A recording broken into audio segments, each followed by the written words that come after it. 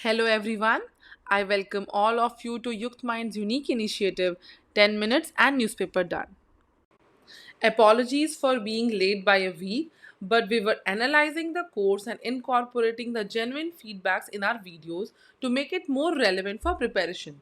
In 3-4 days, we will finish all the backlogs so all the aspirants who have not read newspaper in last 10 days can catch up with us.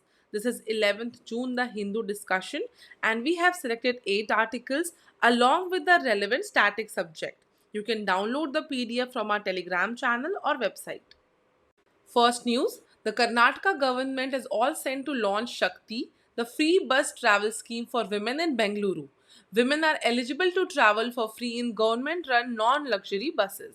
It is estimated that close to 42 lakh women would avail themselves of the facility daily.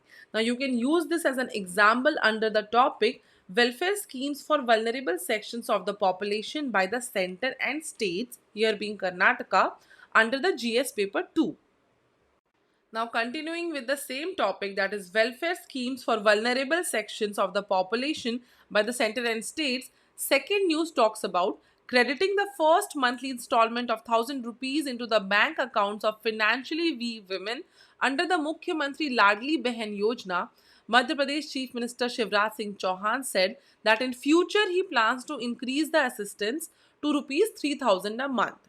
This will change your lives, the future of your children. Whether it is buying their clothes or medicines or celebrating festivals, my sisters won't face any problems, the CM said. Third news is about coupling power exchanges, which comes under the topic of infrastructure, energy, electricity under GS paper 3. The Power Ministry has asked the Central Electricity Regulatory Authority to initiate the process of coupling multiple power exchanges, a mechanism which seeks to ensure uniformity in price discovery of energy at trading platforms. The move is expected to bring down power tariffs significantly, but exchanges has pointed out that in India all regions are already coupled and the country has one market and one price. At present, India has three power exchanges: Indian Electricity Exchange (IEX), Power Exchange of India (PXIL), and Hindustan Power Exchange, that is HPX. Currently, buyers and sellers at each exchange trade electricity and discover spot price separately at these exchanges. After coupling of exchanges, the price discovery would be uniform. So we can say that Power Ministry is trying to achieve single energy market to ensure uniformity in energy price discovery. Fourth news is three states rebuff directive to test transgenic cotton. Now, this comes under the topic of science and technology, developments and their applications and effects in everyday life, which is GS paper 3. Gujarat, Maharashtra, and Telangana have rebuffed a proposal approved by the Center's Genetic Engineering Appraisal Committee (GEAC) to test a new kind of transgenic cotton seed.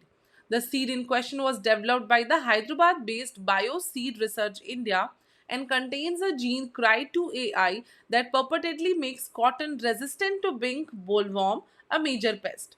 Under the current rules, transgenic seeds must be tested in open fields before they can hope to be cleared by the GEAC for commercial development.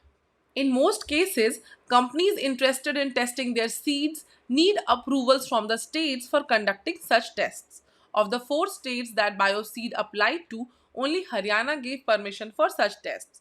The GEAC has asked the Department of Biotechnology and the Indian Council of Agricultural Research to jointly organize capacity building activities with regard to GM crops for apprising the states about the technology involved. Transgenic cotton is the only GM crop which has been approved and is currently being cultivated in fields in India. So, what is transgenic crops? They are plants that have been modified through genetic engineering techniques. Few examples are like golden rice, which overcomes the deficiency of vitamin A, BT cotton, which is resistant to pink bollworm. Fifth news, IIT Madras generates hydrogen from seawater using solar energy. Now, this comes under two topics of GS paper 3, that is achievements of Indians in science and technology and also conservation of environment, since it is producing green hydrogen. Researchers from Department of Physics at IIT Madras have developed critical components for a highly efficient, cost-effective way to electrolyze seawater to generate hydrogen. State-of-the-art alkaline water electrolyzer technology is energy intensive, requires an expensive oxide polymer separator, and uses fresh water for electrolysis. The IIT Madras team has addressed each of these challenges by developing simple, scalable, and cost effective alternatives that are highly efficient in splitting seawater and generating hydrogen. So let's talk about green hydrogen. But before that, we should understand the significance of hydrogen. Hydrogen is a key industrial fuel that has a variety of applications, including the production of ammonia, steel, refineries, and electricity. Now, green hydrogen is defined as hydrogen produced by splitting water into hydrogen and oxygen using renewable electricity, which is different pathway compared to both gray and blue. Grey hydrogen is traditionally produced from methane split with steam into CO2, which is the main culprit for climate change, and hydrogen. Grey hydrogen has significantly higher CO2 emissions per unit of hydrogen, which is often also called brown or black hydrogen instead of grey. Green hydrogen is the only type produced in a climate neutral manner, making it critical to reach net zero by 2050. Green hydrogen currently accounts for less than 1% of global hydrogen production due to it being expensive to produce. So, keeping this data in mind, we should know the significance of IIT Madras generating hydrogen from seawater using solar energy in cost effective and scalable way, which is also helping in CO2 mitigation. Now, National Green Hydrogen Mission. The government has approved 19,744 crore National Green Hydrogen Mission, which aims to make India a global hub for using, producing, and exporting green hydrogen. It is a program to incentivize the commercial production of green hydrogen and make India a net exporter of the fuel. So we should also know the few differences between grey, blue, turquoise and green hydrogen. So the process used in grey and blue is the same, that is SMR, which is steam methane reforming or gasification. In turquoise it is pyrolysis and in green hydrogen it is electrolysis. The source in grey hydrogen is methane or coal. In blue hydrogen it is methane or coal. But what differentiates from blue to grey is in blue hydrogen there is carbon capture of 85 to 95%. Turquoise hydrogen also comes from methane, whereas green hydrogen source is renewable electricity. Let us discuss few sub-schemes of National Green Hydrogen Mission. Strategic Interventions for Green Hydrogen Transition Program (SIDE). It will fund the domestic manufacturing of electrolyzers and produce green hydrogen. Green hydrogen hubs. States and regions capable of supporting large-scale production and utilization of hydrogen will be identified and developed as green hydrogen hubs. The nodal ministry is the Ministry of New and Renewable Energy. Let us read few targets of National Green Hydrogen Mission which is to be achieved by 2030. First is 5 million metric ton green hydrogen annual production, 60 to 100 gigawatt electrolyzer capacity, 125 gigawatt renewable energy capacity for green hydrogen generation and associated transmission network. And these will result in rupees 1 lakh crore import savings, 50 million metric ton CO2 annual emissions averted, 6 lakh jobs and 8 lakh crore investment. Sixth news is about a recent study in the Nature journal which says that the loss of Arctic sea ice is inevitable in the decades ahead even if the world sharply reduces carbon emissions. Now this comes under the topic of changes in critical geographical features including water bodies and ice caps and in flora and fauna and the effects of such changes of GS paper 1. So why is the Arctic sea ice important? The massive sheets of ice that pad the Arctic region play a major role in influencing global climate and the rise and fall in Arctic sea temperatures. During winter, the sea ice envelops most of the Arctic Ocean and in summer, a portion of it melts due to being exposed to longer periods of sunlight and elevated temperatures. Sea ice normally melts and is at its thinnest and most sparse in mid September and it reaches its zenith in March. The United States Environmental Protection Agency explains the importance of sea ice. Sea ice is light colored and therefore reflects more sunlight back to space than liquid water, thus playing a vital role in keeping polar regions cool and maintaining the Earth's energy balance. As the amount of sea ice decreases, the Arctic region's cooling effect is reduced, and this may initiate a feedback loop whereby ocean warming caused by more absorption of solar energy leads to an even greater loss of sea ice and further warming. Changes in sea ice can affect biodiversity and impact mammals such as polar bears, walruses, which rely on the presence of sea ice for hunting, breeding, and migrating. This reduction in ice cover also affects the traditional subsistence hunting lifestyle of the indigenous Arctic populations.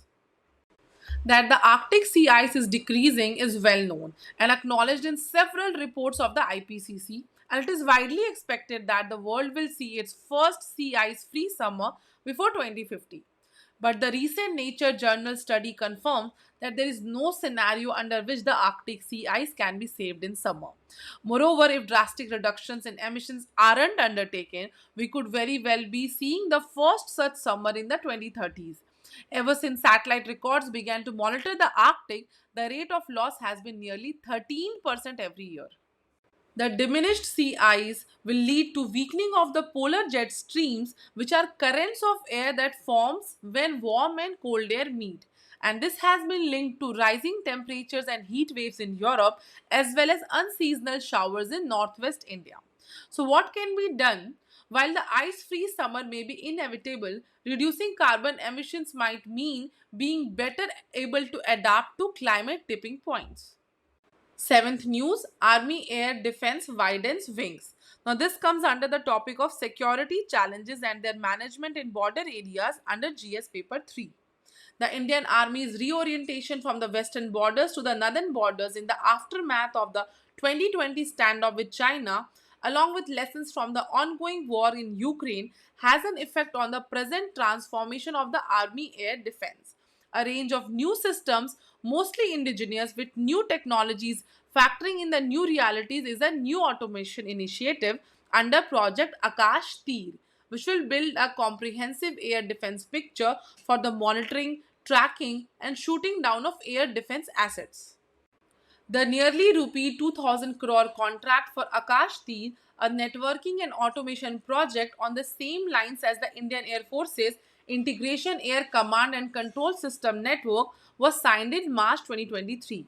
This will link all the radars and control centers of AAD and consolidate the air defense picture, removing duplications or overlaps, and also integrate all the weapons. The need today is for a comprehensive air defense solution. 8th news, Navy showcases twin carrier operations in a major upgrade to maritime security. The exercise involved seamless integration of two aircraft carriers, INS Vikramaditya and the indigenously built INS Vikrant, along with a diverse fleet of ships, submarines, and aircraft, showcasing India's technological expertise in the maritime domain. This demonstration of naval prowess underscores India's commitment to safeguarding its national interest, maintaining regional stability, and fostering cooperative partnerships in the maritime domain. INS Vikramaditya and INS Vikrant, the centerpieces of the exercise, serve as a floating sovereign airfields, providing a launch platform for a wide array of aircraft, including MiG 29K fighter jets, MH-60R, Kamov, Sea King, Chetak, and Dhruv helicopters. Thank you for watching. Let us know your feedback in the comments. Keep visiting our website, Telegram, Instagram, and Twitter.